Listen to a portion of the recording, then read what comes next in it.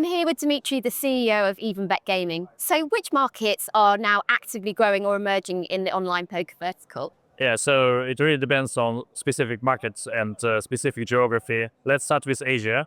Asia is already established market for poker, and we know that there are some big brands. It's still growing, and players, they know poker very well there. So next move to Latin America. It's quite new market, but some of the countries, they have already history with poker. It's established there, and there's a good poker players base. It's Argentina and Colombia, but some of other countries, they're only emerging and only adopting poker.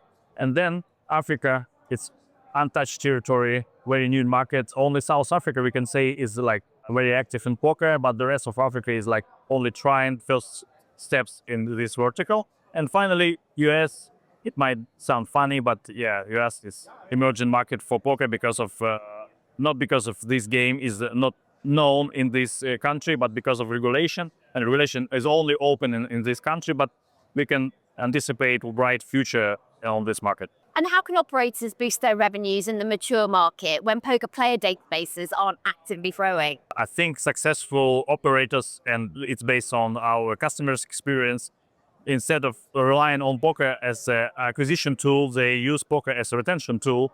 They integrate poker into players' life cycle, so player play casino games and then they go to poker to play some tournaments, and they go back to casino games and so forth. So like poker helps them to increase retention, to increase LTV, and to make players happy.